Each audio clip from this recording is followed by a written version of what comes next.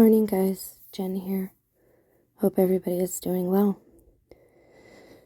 So, as usual, I never know when I'm going to be recording my last video, so I try to squeeze in as much as I can. I try to say the same thing over and over again in different words and different phrasings. So, I'm going to try to do that again. This is a picture of Mary Magdalene. You'll see she's often holding a jar. It's symbolism, and symbolism is not evil in and of itself. I just had an interesting conversation with somebody, and I want to relay some of that to you in an effort again. So I want to tell you something. There is something going around right now in the trending area of social media that Andrew Tate and Logan Paul are being attacked by the Matrix. Let me tell you, number one, that's not true. If that were true, it wouldn't be trending. What have I told you? Anything that is trending, those who are seeking a spiritual advancement or spiritual growth should run, not walk the other way. Now, you don't have to listen to me. This is my current understanding as of today. Tomorrow, or in 10 minutes, I may learn something new. I may use different words to try and explain the same thing or a new understanding. Doesn't mean that I'm wrong now. It just means that I have a new way of explaining something or a new level of understanding. I've even watched, as I've told you, some stories of unsolved murders, unsolved disappearances, and even stories of serial killers that I do believe are put out.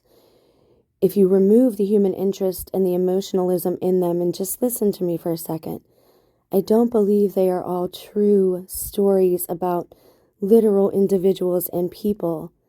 I believe they are put out into the Matrix in an effort by the good guys, our helpers, our angels, if you will, the messengers, to put out clues into our subconscious, patterns in the background that one day will click on in our subconscious to tell us, wait a second, I've heard this before.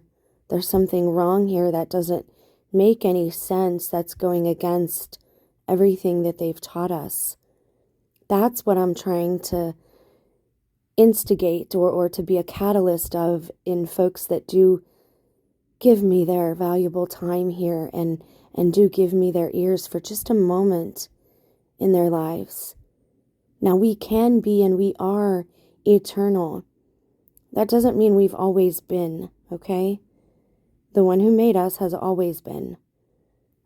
We have a beginning, but we don't have to have an end. Listen closely now. Don't be distracted. Just give me a moment of your time. That's all I'm asking. And if you can't listen now, pause the video and come back if you truly are on a search for truth. I'm not here for money. I'm not here for prestige or popularity. And I'm definitely not here to harm you. I'm here to try and right some wrongs that I did in my past.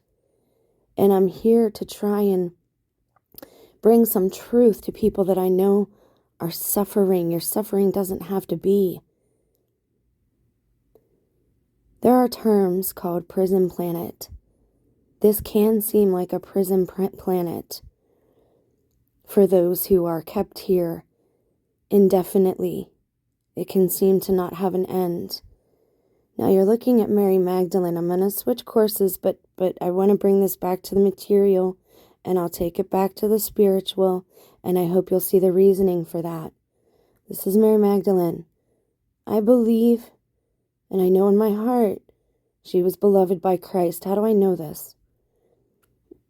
I believe that the creator of all of us, we all have a piece or a spark of that omnipotent creator, which means that we do have a beginning.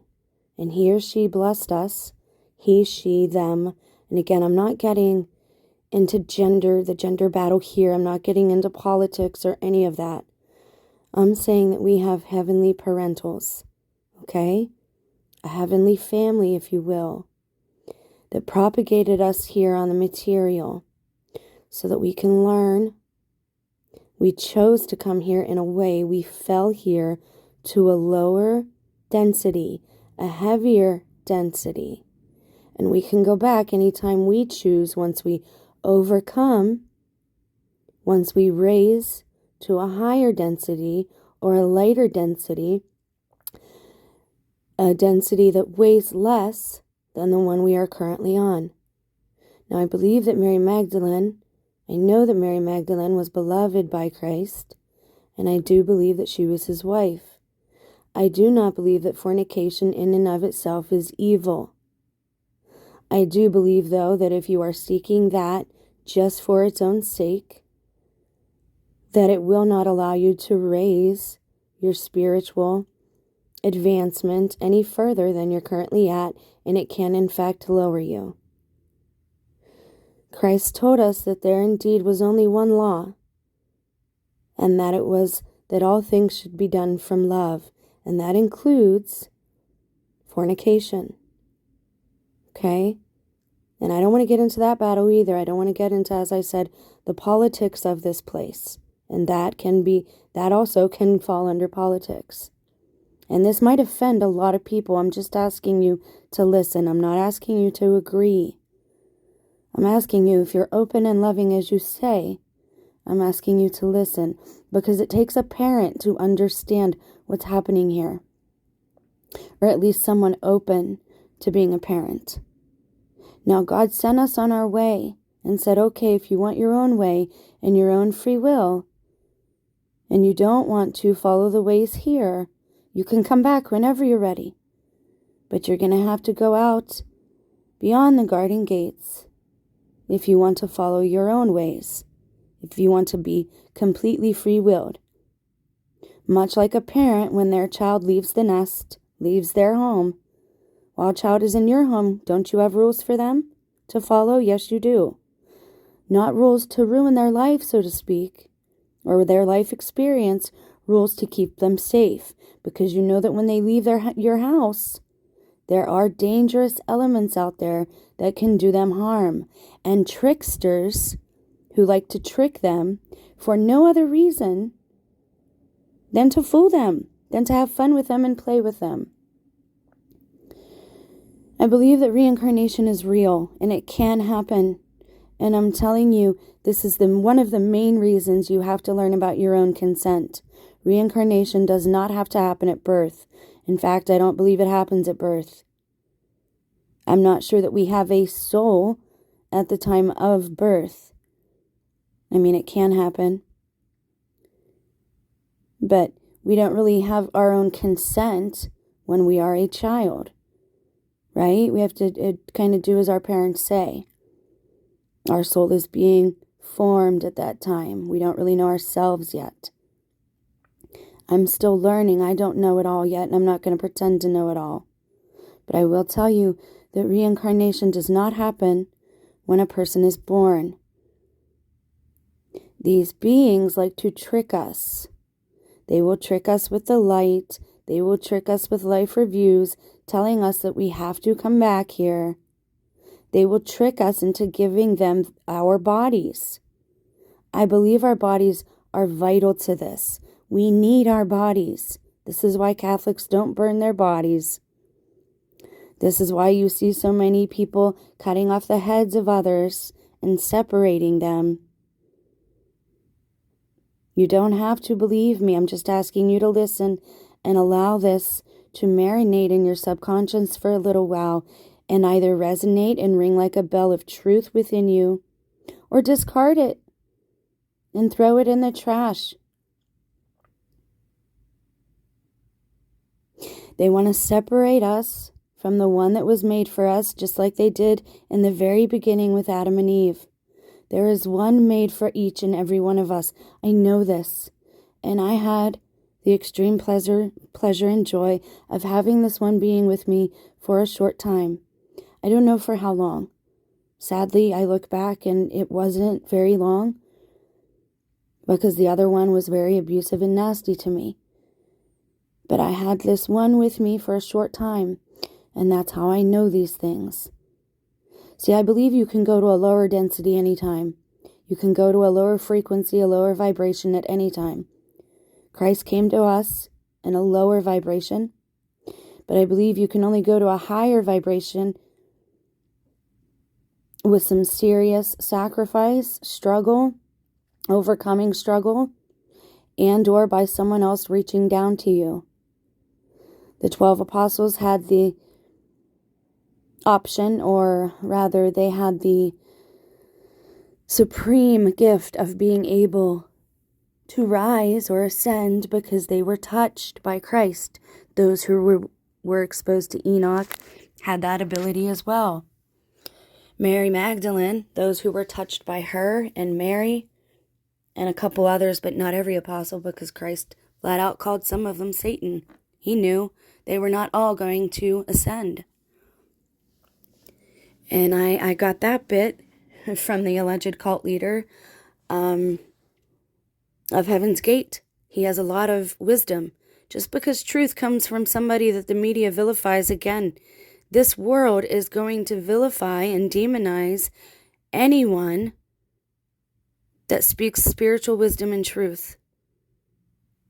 Anyone that's out there making a lot of money and that the world loves is not speaking much truth. But anyone that the media frames as a villain, they are speaking truth. You have to look at that, and we're going to talk about framing in a video very soon, about how something can be framed, and they can call an apple an orange all they want. And the more that lie is repeated, the more people will believe them. If an apple is framed on an orange tree, people will start to believe that. If they frame a little part of Florida and they call that Israel, people will believe them because they look very similar. They both have palm trees, and some people have never been to Israel. So for all intents and purposes, to most people watching that news clip, it will in fact be Israel. We live in Babylon. Why are they finding Egyptian artifacts in Arizona? Because we probably in fact live in the old Egypt. We probably do. And they've never told us, because they frame it as a place called America. But America isn't in the Bible, right? That's the one bit of truth they give us in this place is the Bible, and they vilify it and demonize it now. Why is that?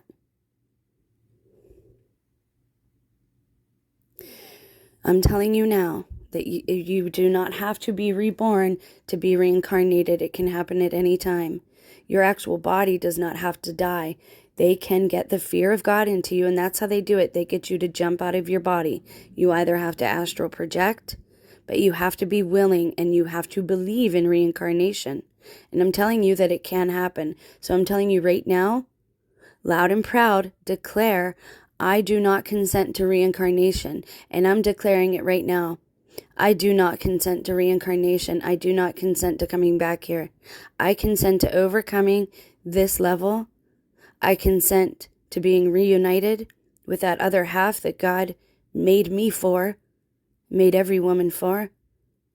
And I consent to being returned to Eden. I consent to being an overcomer. What do you consent to being today? Because yes, this can be a prison place. But the gates of Eden are here somewhere. They are here. And I'm not just going to float around in space. I'm not going to go back to the primordial black goo. And I will be doing a shorter video again about the black goo because that's key here. The black goo is our own negative energy. And it is where the bodiless Nephilim reside.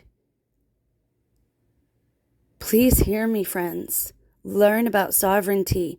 God gave it to us for a reason. God loves us. But God gave us free will, and you have to choose. What will you choose this day? Are you that afraid to meet your Maker? Do not let them put fear in you. There is nothing to fear. I love you, and I hope to God this helps some of you. We'll talk soon. I might be doing a live today. So if you have any questions, post them below, and I will answer them in the next live stream. I love you. Goodbye.